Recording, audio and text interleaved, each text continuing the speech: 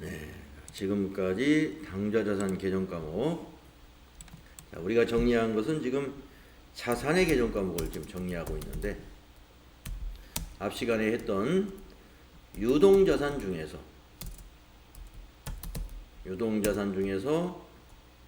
먼저 당좌자산을 지금 정리하고 있습니다.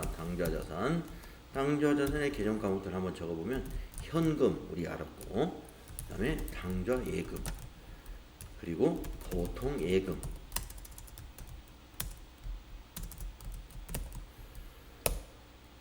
그리고 이제 현금성 자산이라는 것도, 취득시 만기가 3개월 이내인 금융상품을 현금성 자산으로 분류를 해줘. 그리고 이제 그 임시 개정인 현금 과부족도 있었죠. 그리고 당좌자산에 이제 단기 금융상품이 있었죠. 단기 금융상품에서 정기예금 1년짜리, 1년 이내인 거 정기예금,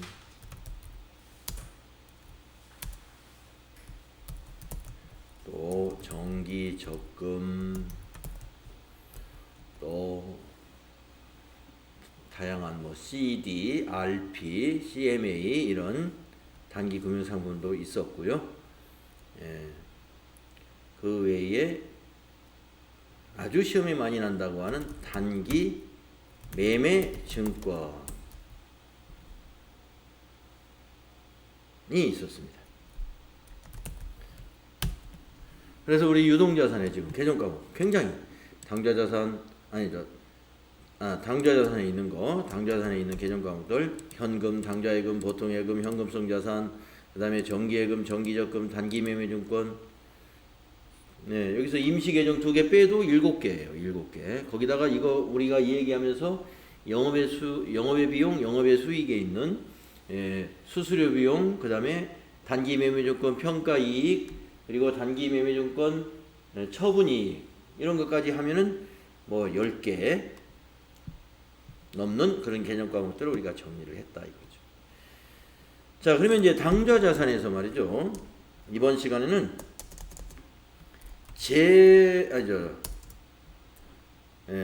매출 채권에 해당되는 당좌자산을 알아보자. 딱 2개입니다.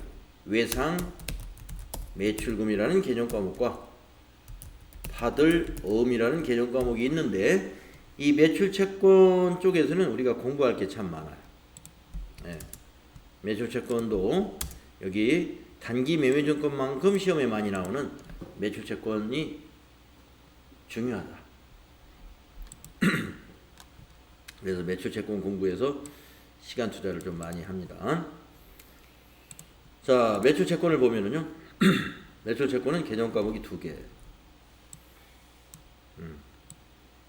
외상 매출금과 받으러 2개입니다. 자, 그 중에서 외상 매출금을 먼저 정리하면요, 외상 매출금이라는 것은 상품을 매출하고 대금을 나중에 받기로 하면 우리가 외상 매출금이라는 자산으로 기입을 합니다. 여기 한번 볼까요? 매출시. 상품이나 제품을 외상으로 매출하면 외상 매출금 개정 차변으로 회계 처리합니다. 왜냐하면 우리가 받을 권리가 있기 때문에 받을 권리는 자산이죠. 그래서 외상 매출금 100만 원이다. 그러면 차변에 외상 매출금 100만 원, 외상 매출금 개정 차변에 기록합니다. 그러면 대변은 뭐예요? 상품을 팔았으니까 상품 매출이라는 수익 발생이 일어나죠. 이거 수익 발생. 차변의 외상 매출금은 자산 증가. 그래서 우리가 분계를 앞부분에서 할 때 꼭 이것이 자산 증가인지 자산 감소인지, 자, 상품 매출은 수익이니까 수익 발생인지 수익 소멸인지 이런 것들을 점검하면서 이게 체크하면서 나가야 됩니다. 자, 상품 매출 수익이고요. 대변이니까 수익 발생입니다. 자, 외상 매출금 자산이고요. 차변이니까 자산 증가입니다. 그래서 상품을 외상으로 팔면 이와 같은 회계 처리를 한다 이거죠. 그 다음에 이제 한 달 후에 받기로 했다면 외상 대금을 한 달 후에 우리가 수령하게 되죠. 그때 수령할 때 외상 매출금이 대변에 가서 자산 감소하는 거예요. 받을 때. 그리고 차변에는 현금이나 보통예금이라는 자산이 증가하게 되겠죠. 받았으니까. 보통예금으로 이체 받았으면 차변의 보통예금 자산 증가, 현금으로 직접 받았으면 차변의 현금 자산 증가가 된다. 대변의 외상매출금은 자산 감소. 이건 자산 감소. 차변의 보통예금은 자산 증가인 것이죠. 그런 거래의 결합관계까지 같이 여러분이 정리할 수 있어야 됩니다. 그래서 이제 여러분들 그 전표관리 시험에서 그 분계하는 거 어려운 분계는 안 내요. 쉬운 분계를 내는데 분계뿐만 아니라 거래의 결합관계. 만약에 이 분계를 제가 문제를 냈다. 그러면 여러분이 이렇게 분계를 해야 되고 거기에 차변의 보통예금은 자산 증가이고 대변의 외상매출금은 자산 감소다. 이것도 함께 기록하라 이렇게 문제를 내거든요. 꼭 연습이 되셔야 됩니다. 자, 이게 외상매출금입니다. 자, 그러면 받으러움은 뭐냐? 어음을 받았을 때 받으러움으로 기록합니다. 근데 어음을 왜 받았느냐? 이럴 때입니다. 자, 약속어음은 발행인이 수취인에게 자기의 채무를 갚기 위하여 일정한 금액을 약정 기일에 약정한 장소에서 지급할 것을 약속한 증권입니다. 이 받으러움 개념 과목은 약속어음을 받았다는 것인데 어떤 경우로 받아야 받으러움이냐면 상품이나 제품을 매출하고 반드시 매출이어야 돼요.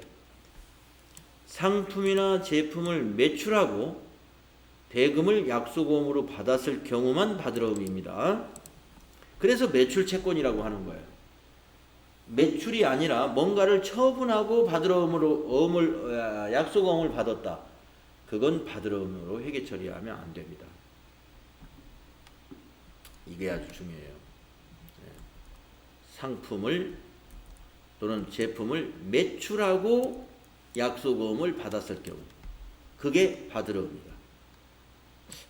그럼 그 나머지 경우는 뭐가 있느냐? 상품이나 제품을 매출한 게 아니라 회사에서 안 쓰는 건물이 하나 있어가지고 건물을 팔았습니다. 이거는 매출이 아니에요. 건물을 매출했다는 게 아니라 건물을 처분했다고 그러죠. 유형자산을 처분한 거예요. 유형자산을 처분하고 그게 금액이 10억짜리인데 거래처에서 사는 사람이 지금 당장 10억 없으니까 한 달 후에 주겠다고 10억짜리 어음을 줬다고 볼까요? 약속어음. 그거는 받으러움으로 하면 안 돼요. 왜? 이게 아니잖아요. 매출하고 받은 어음이 아니기 때문에 받으러움은 매출 채권이다. 매출 채권. 그래서 유형자산 처분하고 어음 받은 것은 받으러움으로 회계 처리 안 합니다. 그냥 미수금으로 회계 처리해요. 그래서 미수금과 받으러움을 구분해서 쓰셔야 됩니다. 어음 받았다고 해서 다 100% 받으러움이라고 하는 건 오해입니다. 대개 어음을 받는 경우는 상품이나 제품을 매출하고 받는 경우가 많겠죠. 아무래도 그런 거래가 많으니까. 자, 그래서 구분하시고요. 미수금하고 받으러움을 구분하시고. 자, 보관이라는 것은 받으러움을 받는 경우 회계 처리는 어떻게 하느냐 이겁니다. 자, 상품이나 제품을 매출하고 여기 나오죠. 상품이나 제품을 매출하고 약속어음을 수령하면 받으러움 계정의 차변에다 기입한다 이거예요. 자, 그래서 차변에 받으러움 이렇게 기입합니다. 예. 만약에 상품 대금이 100만 원이었으면 차변에 받으러움 100만 원, 어음을 100만 원짜리 받았으면 대변에는 상품 매출 100만 원. 이 상품 매출 100만 원은 뭐예요? 수익. 예, 수익 발생. 그래서 이 수익이 발생하면 자산이 증가하잖아요. 예, 부채가 감소하든지. 그래서 수익이 발생하면서 받으러움이라는 자산이 증가하게 됩니다. 상품 매출은 수익 발생, 차변의 받으러움은 자산 증가입니다. 자, 그러다가 어음이 이 약정 기일이 3개월이었어요. 3개월. 그럼 만약에 6월 30일 날 상품 100만 원어치를 팔고 어음으로 받았다면은 6월 30일 날 받으러움 100만 원, 대변의 상품 매출 100만 원인데 이제 3개월이 지났어요. 그래서 9월 30일이 됐다고 보겠습니다. 이제 만기가 됐습니다. 약속한 날이. 그러면 우리 회사는 거래은행에다가 그 어음을 주고 받아달라고 의뢰를 합니다. 이것을 추심 의뢰한다. 그러면 은행끼리 그걸 받아줘요. 네. 우리 회사 주 거래은행은 국민은행이고, 거래처가 준 어음은 뭐 땡땡은행에 어음을 줬어요. 땡땡은행에서 주겠다고. 거래은행이 서로 달라. 그러면 내가 우리 회사의 거래은행에다가 받아달라고 하면 은행끼리 받아줍니다. 그래서 어음 대금을 받게 되면 받으러음 계정은 이제 대변에 가서 없어져야 되죠. 그래서 어음을 받았을 때는 차별에 받으러음을 기록하지만 만기가 돼서 돈으로 받게 되면 이 받으러음은 대변에 가서 없어집니다. 자산 감소. 대신에 뭐가 들어와요? 돈이 들어오죠. 돈을 당좌예금에 입금시켰으면 차변에 당좌예금 들어갑니다. 그런데 이 수수료 비용은 또 뭐냐? 우리가 이 추심을 의뢰하면요, 은행에서 추심료를 안 받는 은행도 있지만 추심료를 받을 수도 있습니다. 그래서 100만 원짜리 어음을 받아주면서 추심료 3,000원입니다.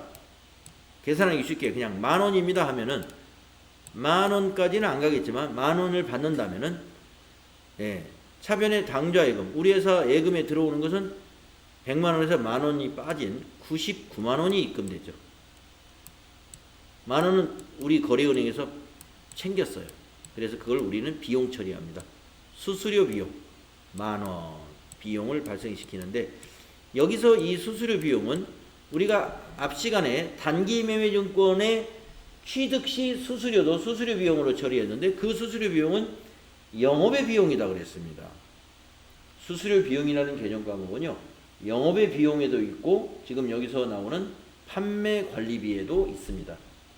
그래서 개념 과목 이름은 같지만 그럼 어떻게 구분하지? 코드 번호가 달라요. 여러분 개념 과목 인수에서 제가 드린 것도 보면은 수수료 비용이 판매 관리비에 있는 것은 800 몇 번으로 되어 있고, 영업의 비용에 있는 수수료 비용을 보면은 900 몇 번으로 되어 있습니다. 코드 번호가 다르기 때문에 우리가 구분할 수가 있어요.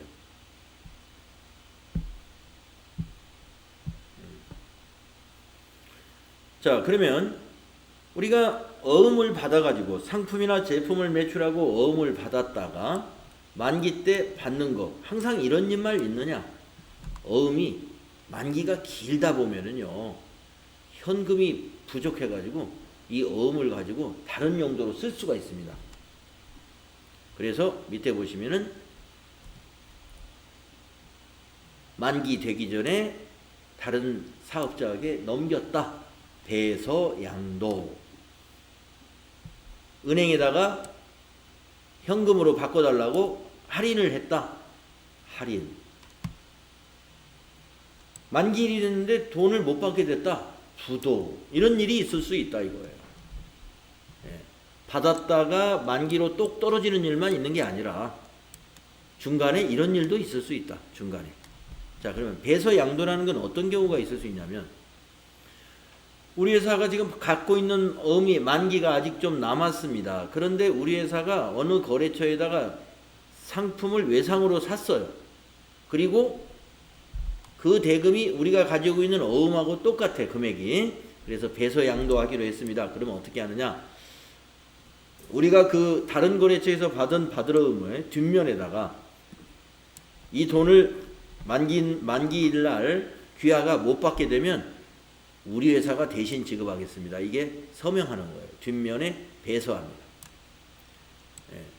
발행인 보고 이 사람에게 지급해라라고 지시하는 성격도 있어요. 그리고 만약에 그 발행한 사람이 돈을 안 준다면 내가 책임지겠습니다. 그 의미도 있는 겁니다.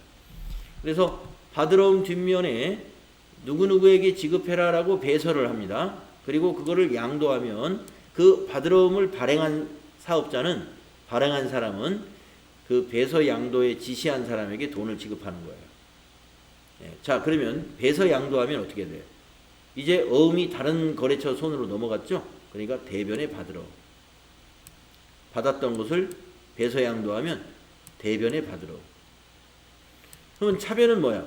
외상매입금을 갚았네요. 그러면 외상매입금이라는 부채가 감소합니다. 외상매입금은 부채에서 배우는데요. 유동부채거든요. 매입 채무이기도 하고 부채 감소. 그래서 보통 배서양도하는 경우는 상품을 구입할 때라든가 또는 이와 같이 외상매입금을 갚을 때 사용합니다.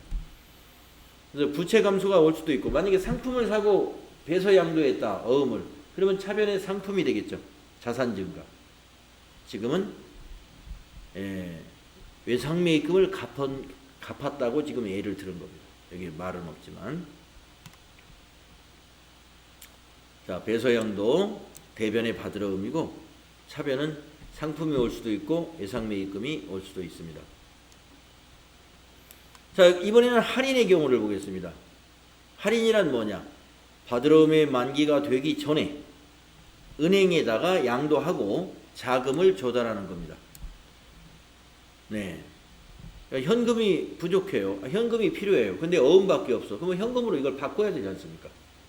그러면 은행에서는 할인료를 공제합니다. 만기 때까지 이자를 계산해 가지고 그걸 떼고 주게 돼 있어요. 그걸 할인료라고 하는데, 이 할인료는 개정 과목을 뭘로 처리하냐면 매출채권 처분 손실이라고 하는 영업의 비용으로 처리해요. 네. 영업의 비용 개정 과목들, 판매 관리비와 관련된 개정 과목들이 속속 나오죠. 여기 있는 수수료 비용은 판매 관리비에 수수료 비용도 나오고, 또 여기 할인할 때는 만기 때 추심하는 추심료는 수수료 비용이고 판매 관리비고, 또 어음을 할인할 때 은행에서 할인료를 떼면은 매출채권 처분 손실이라고 하는 영업의 비용으로 처리한다 이거예요. 그리고 받으러 음은 대변에 기록합니다. 자, 보세요. 네, 어음을 보관하고 있다가 은행에 할인을 한다. 옛날에는 은행에 할인을 할인이라는 표현은 이제 정상적인 용어이고요. 좀 순화시키지 않은 용어를 쓰면 어음을 깡을 한다고 그러죠. 깡. 자, 그러면 대변에 받으러 음이 갑니다. 은행에 줬으니까. 그러면 차변에 현금이 당좌예금으로 들어오겠죠. 당좌예금에 입금을 시켜줍니다. 얼마를 빼고, 할인료를 빼고. 그래서 10,000원을 빼고 줬다 그러면 아까 말씀드린 대로 100만원짜리 어음이었다. 그러면 대변에 100만원 받으러 음 자산 감소가 되고요. 차변에 당좌예금으로 들어오는 것은 10,000원을 빼고 99만원 자산 증가, 당좌예금이라는 자산이 증가하죠. 10,000원은 매출채권 처분 손실 할인료로 공제를 했다. 할인료가 이 개정 과목 이름이 좀 기억이 잘 안 난다고 합니다. 보통 사람들이. 할인료가 개정 과목 뭐였지? 분명히 배우긴 배웠는데 개정 과목 이름이 선뜻 떠올리지 않아요. 그러면 여러분이 어떻게 떠올리는 게 좋냐? 지금 우리가 뭘 할인했느냐 이거예요. 어음을, 받으러 음을 할인했죠. 이 받으러 음이 뭐에 해당돼요? 외상매출금과 함께 매출채권이잖아요. 매출채권. 매출채권을 어떻게 했어요? 은행에다 처분했죠. 은행에다 처분. 은행에 처분하니까 매출채권 처분 손실이라고 한다. 그래서 여러분이 검색을 해보시면 돼. 개정 과목 이름을 완벽하게 모르더라도 보기에 나올 테니까 이론 문제 풀 때는 보기에서 요령껏 찾으시면 되고, 실기를 할 때는 어음 할인 문제가 나온다. 근데 다른 개정 과목은 다 생각나서 했는데 매출채권 처분 손실 10,000원 그게 기억이 안 나요.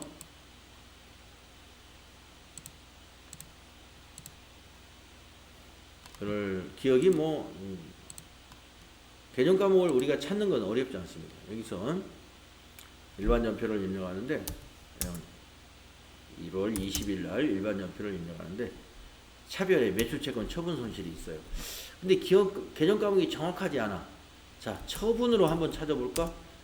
그러면 여기 자기주식 처분이익, 자기주식 처분 찬액, 미처분 이익잉여금 쭉쭉쭉쭉 내려갑니다. 이거 매출채권 처분 손실 이렇게 만나게 되죠. 처분자 들어가는 개정 과목도 엄청 많죠. 매출로도 찾아볼 수가 있어요. 매출 뭐였는데? 매출 매출자 들어가는 개념 과목도 다 나옵니다. 예. 그래서 개념 과목을 쭉 보는 거예요.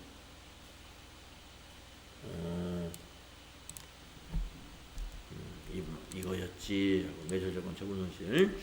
여러분 영업의 비용이거든요. 이게 영업의 비용은 코드가 앞자리가 900번대예요. 900번대. 네. 그래서 그런 요령으로 여러분 찾아주시면 된다. 자, 할인의 경우는 대변에 받으러 의무, 차변에는 당좌예금 그리고 매출채권 처분 손실이 나올 확률이 매우 높습니다. 뭐 대변에 받으러 의무는 확실한 거고, 차변은 그 돈이 보통예금에 입금됐으면 보통예금, 당좌예금으로 입금됐으면 당좌예금. 그리고 매출채권 처분 손실은 확실하다 이거예요. 할인료가 발생할 테니까. 다음에 부도가 났다. 우리는 지금 만기가 한 달 정도 남았는데 그 회사에 진작에 다른 회사의 어음을 만기를 다른 회사 거 어음이 만기가 되는데 그걸 못 갚았대요. 그러면 그 회사 부도 났다고 다 소문이 나죠. 받으러 어음이 만기가 되기 전에 거래처가 부도가 발생했다고 이미 소문이 나버렸어요. 그러면 야 이거 만기 때 못 받잖아요. 일단 현재로서는. 그래서 일단은 받으러 어음을 대변에 매출채권이 아니다 하고 대변에 받으러 어음을 기록해서 자산 감소시킵니다. 대분에 그리고 대신에 차변에 부도어음과 수표라는 개정 과목을 써요. 예. 자 여기서 보면요. 받으러음은 개정 과목이 자 차변에서 한번 찾아볼게요. 받을 하고 검색하면 받으러음은 개정 과목이 110번이네요. 110번. 예. 100, 앞에 일자 들어가는 게 자산이에요. 그러면 부도어음 부도음과 수표는 코드가 900번대죠. 그래서 부도음과 수표는 받으러음이 부도가 났을 때 임시로 쓰고 있는 계정입니다. 임시로 쓰고 있는 계정. 그래서 받으러음에 부도 시에 임시로 쓰고 있는 부도어음이라는 계정 과목.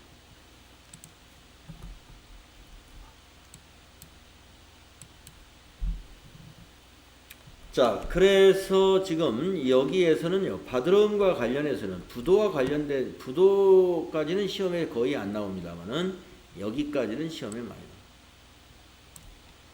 보관, 만기, 배서양도, 할인, 여기까지는 받으러음에 대해서 많이 출제되는 부분이다. 우리가 뒤에서 실무 연습할 때도 이걸 계속 할 겁니다. 자, 그러면 이제 매출채권이 공부가 끝났느냐? 그렇지가 않아요.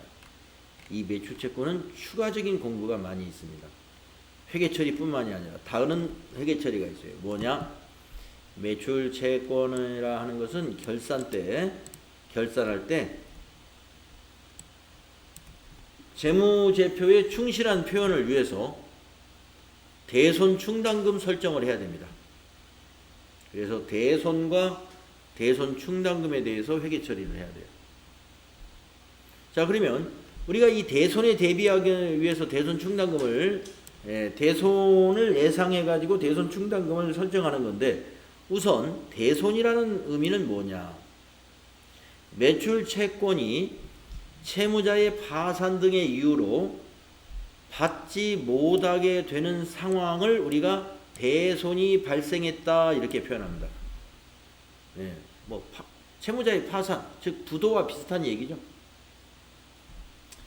그러면 못 받게 되는 상황을 대손이 발생했다라고 한다면, 그러면 대손 충당금이라는 건 뭘까? 이 대손 발생을 대비해서 설정해 놓는 충당금이에요. 그래서 미리 비용 처리를 해버립니다. 자, 한번 보겠습니다. 대손 충당금이란 무엇이냐? 보고기간 말에, 그러니까 결산일을 말하는 거죠. 보고기간 말에 외상매출금하고 받으러음, 이게 매출채권이죠. 이러한 채권에 대해 여기서 등을 쓴 것은 왜 매출채권만 대손충당금을 설정하는 건 아니고, 그냥 거래처에 돈 빌려주는 대여금 같은 것도 대손충당금이 설정될 수 있어요. 그래서 외상매출금, 받으러음은 매출채권이고, 대여금은 그냥 일반 채권이기 때문에 여기서 외상매출금 받으러 온 등에 이렇게 표현을 한 거죠. 등의 채권에 대한 회수 가능성을 검토하여 대손예상액을 대손충당금으로 설정을 해야 한다. 언제요? 보고기간 말에, 즉 결산일에 이 말이에요. 그래서 대손충당금을 설정하는 방법은 두 가지가 있다는 겁니다. 1, 2. 그래서 1번의 방법은 잔액비례법, 매출채권의 잔액비례법. 2번의 방법은 연령분석법.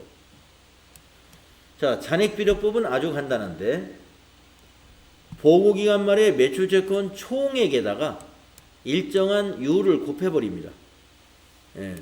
그러니까 만약에 기말 매출채권이 예를 들어서 외상매출금 하나만 있다. 그럼 외상매출금이 100만 원인데 대손율이 10%다. 그러면 10%를 곱해서 대손 예상액을 구하는 거예요. 10만 원 이렇게. 전체 금액에다가 대손율을 하나만 곱하면 됩니다. 그러니까 아주 간단하죠. 예. 매출채권 총액에다가 일정률을 곱해서 대손 예상액을 계산해. 이 대손 예상액이 대손 충당금이 되는 거예요. 회계 처리는 이제 밑에 나옵니다. 다음에 두 번째, 연령 분석법.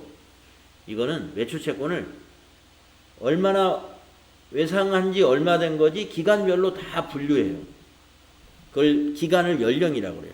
매출채권이 발생한 기간. 한 달 된 거, 두 달 된 거, 세 달 된 거, 네 달 된 거, 6개월 된 거, 1년 된 거, 2년 된 거 이런 식으로. 그래서 매출채권이 오래됐다는 것은 그만큼 받을 확률이 점점 희박해지는 겁니다. 예. 오래된 것일수록 받기 어려운 것들이죠, 대부분. 그래서 대손율을 각각 다른 대손율을 적용해요.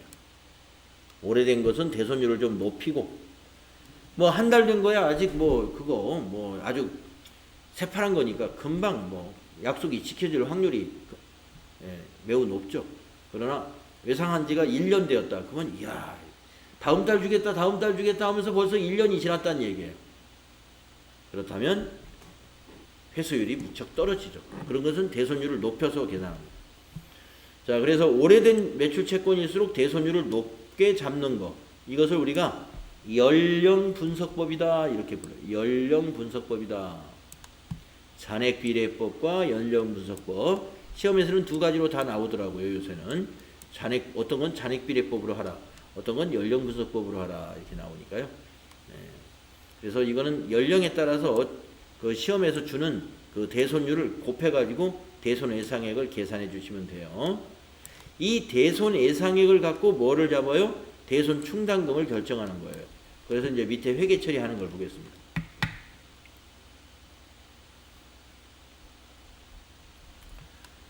자, 잔액비례법이나 연령분석법으로 이 대손 예상액을 우리가 구하면 대손 예상액을 비용 처리합니다. 자, 근데 매출채권 잔액에 대손 충당금을 설정하는 방법이 있어요.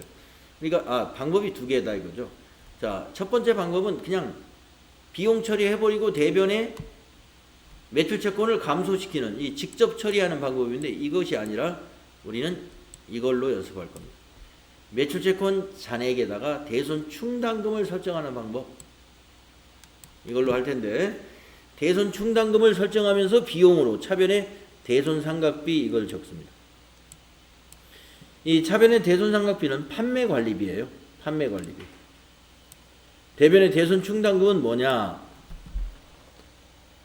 매출채권의 차감 계정입니다.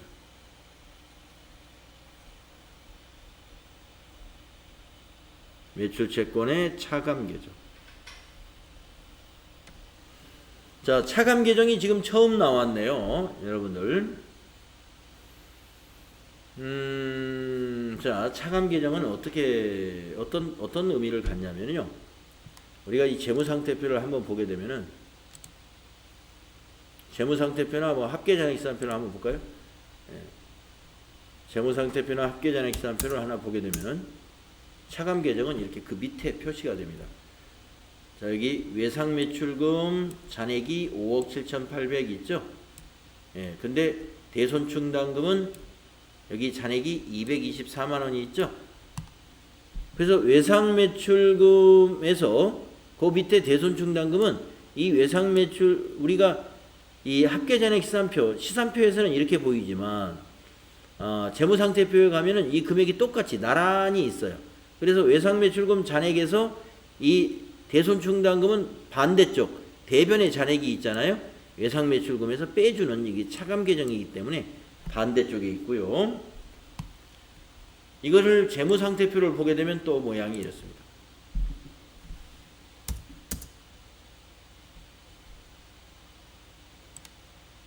자, 외상매출금 보시면 조금 전에 외상매출금이 합계잔액시산표에도 5억 7,800 뭐 얼마 있었죠? 그 밑에 대손충당금이 이게 나란히 있죠? 224만 원. 조금 전에 여기 합계잔액시산표에도 대변 쪽에 있었어요. 224만 원. 자, 보세요. 그러면 이것이 뭐냐? 장부금액입니다. 5억 7,800에서 224만 원을 빼서 여기 보시면 확대해서 보여드릴게요. 여기 5억 7,600 요만큼이 이 금액에서 이만큼을 뺍니다. 그래가지고 여기다 적어줘요. 그래서 이 대손충당금을 우리는 매출채권의 차감 계정이다 이렇게 부른다는 거예요. 빼주는 계정이다.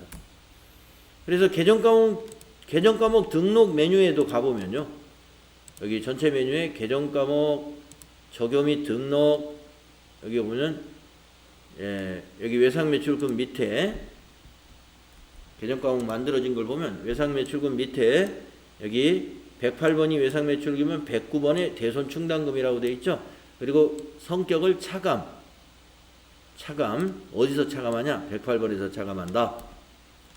그 얘기입니다. 또 110번이 받으러온 계정 과목이 있잖아요. 이건 일반 계정 과목이에요. 근데 그 밑에 있는 111번 보시면 대손충당금 차감 항목이다. 어디서? 110번에서. 110번이 받으러옴이에요.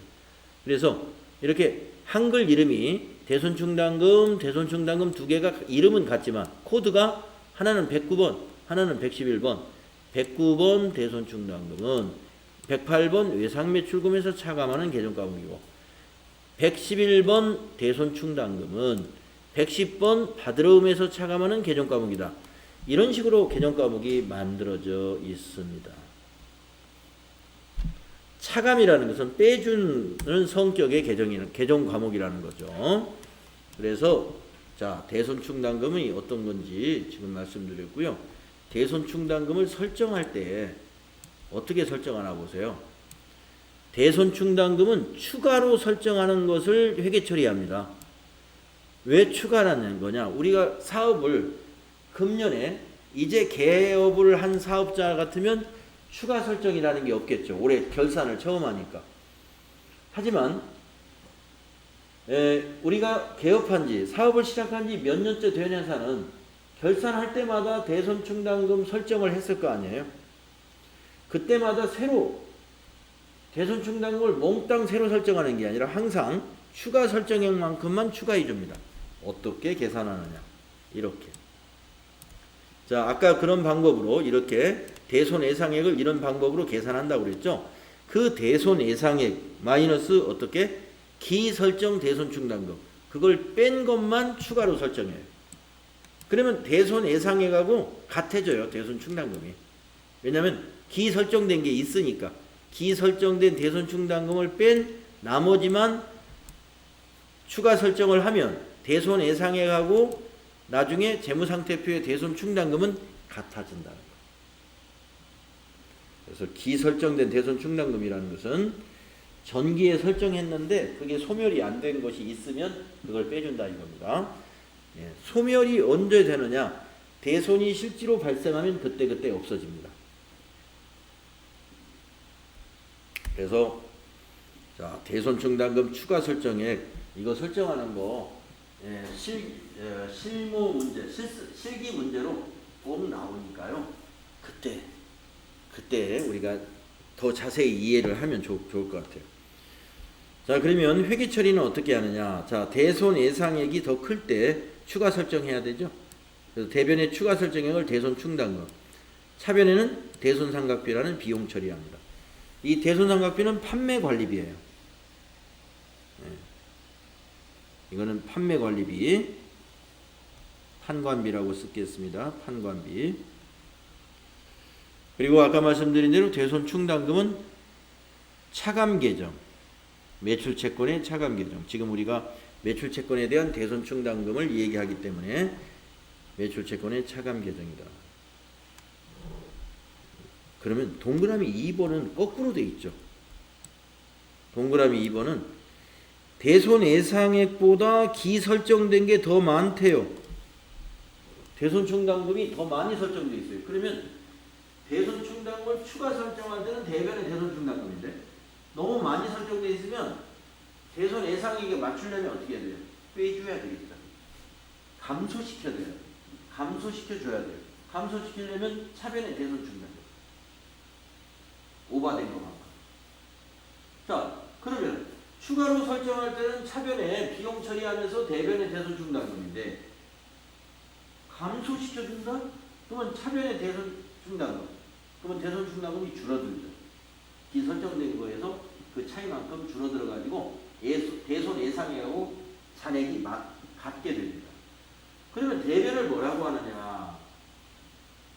대손 상각비에서 빼주는 게 아니라 대손 충당금 환입이라고 하는 다른 개정 과목을 씁니다. 대손 충당금 환입. 이것은 무슨 성격이냐면요. 네, 여기 나오죠. 판매비와 관리비. 자, 대손 상각비도 판매비와 관리비예요.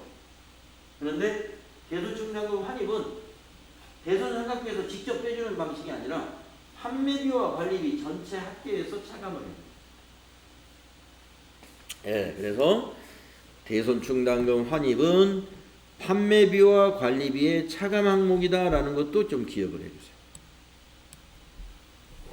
네.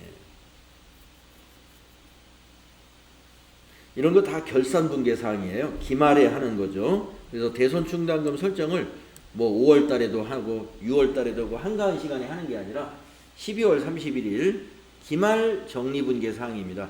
이렇게 기말 정리분계 사항이 다양하고 많기 때문에 우리가 회계의 순환 과정 할 때 기말 수정분계는 할 수가 없다. 뒤로 미뤄서 이거 교재 공부하면서 차근차근 알게 될 것이다.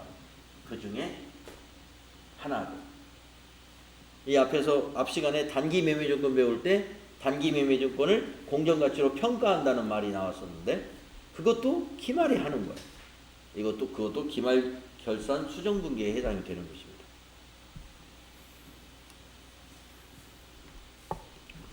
자, 이번에는 그러면 대손 충당금을 이제 설정을 해 놨어요. 예, 대손 예상액만큼. 이 과정을 거치게 되면은 결국에는 대손 예상액만큼 대손 충당금이 만들어지게 되는 것입니다. 그래가지고 이제 결산 처리를 이렇게 했기 때문에 이제 해가 바뀌었죠. 그래서 다음에 2021년이라고 할까요?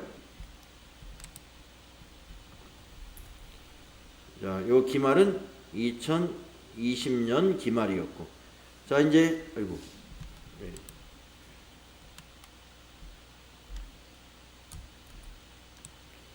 여기는 이제 해가 바뀝니다. 2021년. 자, 2021년에 해가 바뀌어서 몇 달 지나다 보니까 진짜로 대손이 발생했어요. 우리가 대손 충당금은 뭐예요? 대손 예상액만큼 충당을 해주는 거죠. 못 받게 될 것 같다. 그랬더니 진짜 못 받게 됐다. 자, 이게 대손. 그게 뭐? 대손이라는 게 그거예요. 자, 내용을 읽어보면요.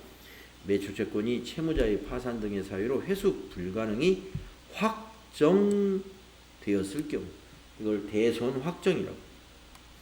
그러면 대손 충당금으로 이미 대손 충당금으로 설정하면서 비용 처리했잖아요. 작년에.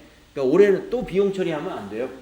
요거 작년 2020년도에 비용 처리했기 때문에 이때 대손이 확정되면 또 비용 처리하면 안 되고 이때 비용 처리하면서 충당금을 만들어 놨잖아요. 그 충당금이 일로 온다. 대손이 확정되면 차변의 대손 충당금입니다. 그리고 대변은 못 받게 됐으니까 외상매출금이면 외상매출금, 대변에 받으러오면 받으러오. 예, 매출채권 개정가액이 대변에 가는 거예요. 차변에 오는 것은 대손 충당금. 근데 밑에 있는 대손상각비는 뭐냐? 자, 여기 보시면 대손 충당금 잔액이 충분하면 대손 충당금과 외상매출금을 상계하고, 잔액이 없으면 대손 상각비로 회계 처리해라. 자, 대손 충당금은 예상을 했는데 얼마를 예상을 했냐면은 100만 원을 예상을 했어요. 그래서 100만 원만큼 충당을 했습니다. 예. 그래서 대손 예상액도 딱 100만 원. 예. 여기 기 설정된 건 없어요. 제로. 그래서 대손 예상액 100만 원 빼기 제로 하니까 100만 원. 그래서 그만큼 회계 처리했습니다. 이렇게. 그래서 다음 해에 이제 진짜로 대손이 확정됐어요. 그런데 얼마가 대손이냐면 100만 원이 아니라 더 커. 예, 대손이 확정된 게 120만 원이 대손이 확정됐어요. 그러면 대손 충당금이 100만 원밖에 없으니까 대손 충당금 100만 원은 상계 처리하고 20만 원 모자라는 것은 단기에 비용 처리한다. 예, 그 이해. 대손을 예상했던 금액은 작년에 비용 처리했고 미처 예상을 못했네. 대손이 더 크게 확정이 됐어요. 그거는 그 해, 그 해에 대손 상각비 비용 처리합니다. 그리고 대변에는 외상매출금 120만 원 이렇게 자산을 감소시키면 되겠습니다. 점점 또 해가 지납니다. 그래가지고 자, 대손이 아까 120만 원 못 받게 2021년도에 대손 처리까지 했어요.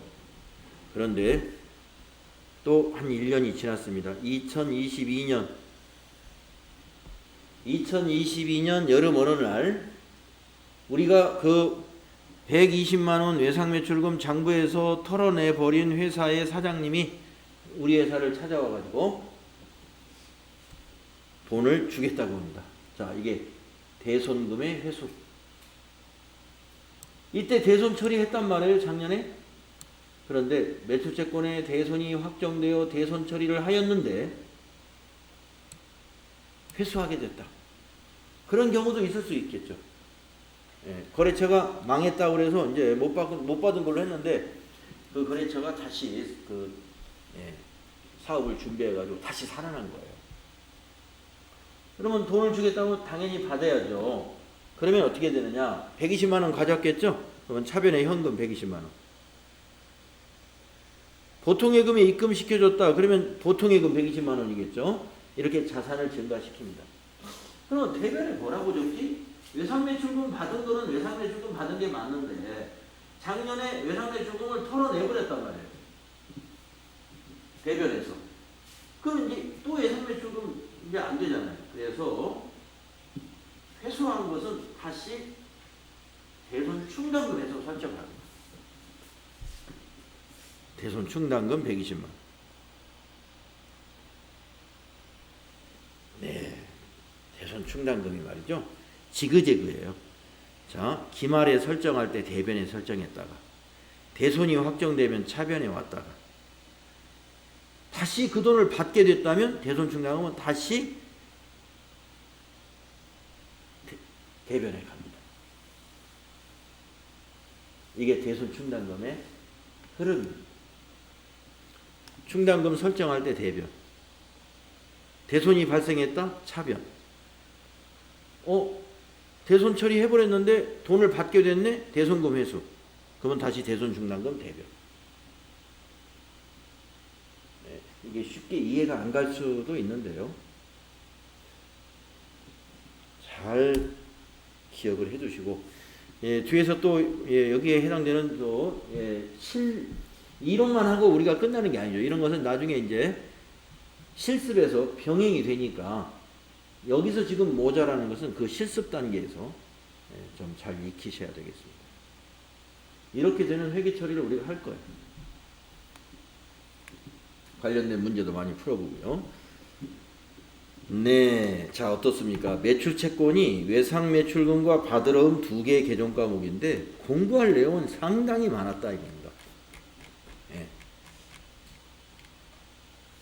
이 외상매출금 받으러움 이걸 가지고 1시간 동안 우리가 강의를 했어야 된다. 양이 엄청난 거.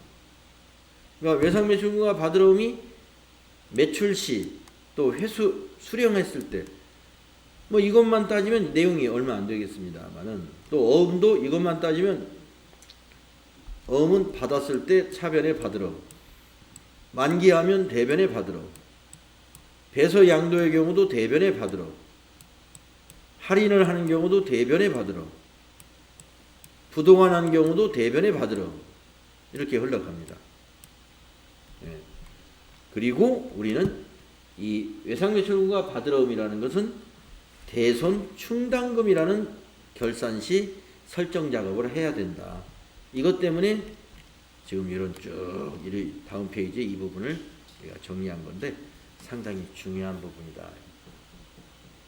여기에 많은 그래서 비용 계정 과목인 판매관리비인 대손상각비가 여기 나오고 그 다음에 판매관리비에서 차감 항목인 대손충당금 환입이라는 계정 과목도 여기 동시에 소개가 됩니다. 그래서 이런 비용 계정 과목까지 함께 알아두시면 되고요. 우리가 다음 시간에는요. 이제 당좌자산의 끝부분이 되겠습니다. 기타의 당좌자산 여기서부터 다음 시간에 정리할게요. 네, 수고했습니다.